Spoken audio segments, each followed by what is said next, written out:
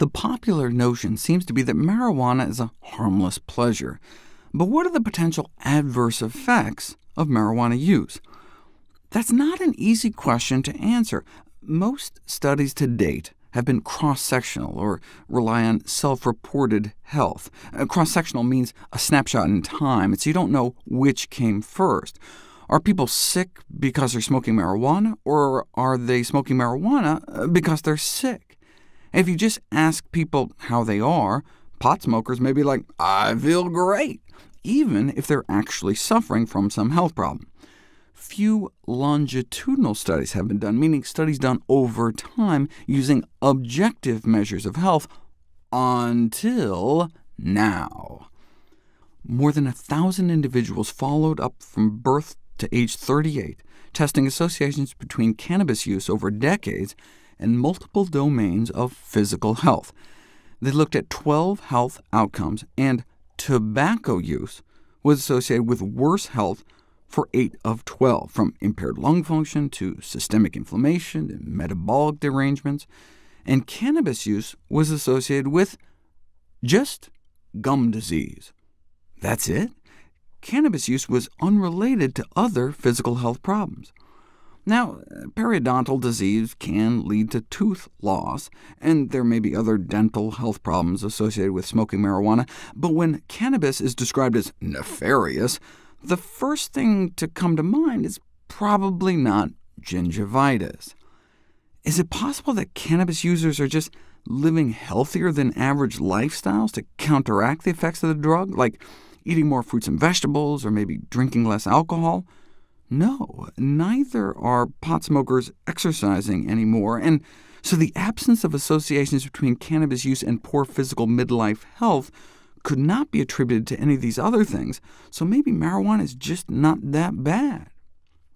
Heroin may increase your risk of dying. Cocaine use may increase your risk of dying, but no association was found between mortality and marijuana.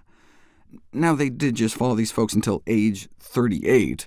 To find out what happens after that, we need to turn to Sweden, where they recently published the longest study ever on cannabis and mortality. 50,000 men followed up to around age 60.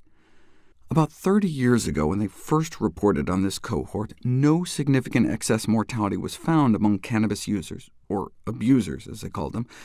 But back then, these men were in their 30s, like in that other study.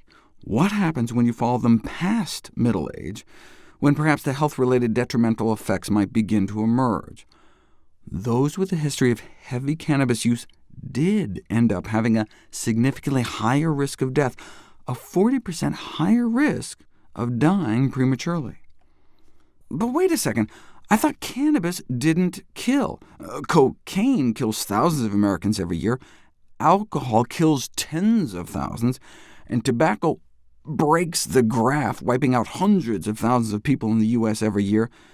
But marijuana doesn't even make it onto the graph. But what they're referring to is that no deaths have been directly attributed to the acute physical toxicity of cannabis. So when some 19-year-old eats a cannabis cookie and then jumps off the fourth-floor balcony, the direct cause of death was the fall, but that doesn't mean cannabis didn't contribute. It's true that people don't directly OD on cannabis like you can with opiates, which can shut down your breathing. Unlike many pharmaceuticals, for which a harmful dose may just be a few times larger than the prescribed dose, the therapeutic index for cannabis is like 40,000 to 1. Does that mean you could smoke like 40,000 joints without ODing? No. You may be able to smoke 2 million joints before a lethal overdose. Cannabis use contributes more to disease than death, in part because people aren't injecting it. But the health-related harms of cannabis had never been quantified on a global scale until 2013. Every year, cannabis is estimated to result in 2 million years of healthy life lost due to disability.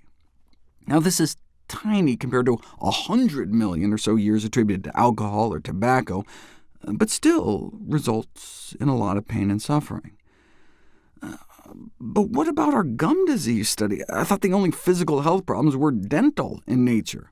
Well, they were just looking at a specific set of health problems. They emphasized that the periodontal problems are in addition to all the other potential issues, like increased risk of accidents and injuries, bronchitis, heart attacks, and strokes, possibly infectious diseases and cancer, as well as the mental health concerns. But in terms of as a more direct cause of death, marijuana may be suspected in maybe hundreds of deaths over an 8-year period, whereas a single pharmaceutical drug, Viagra, was involved in thousands.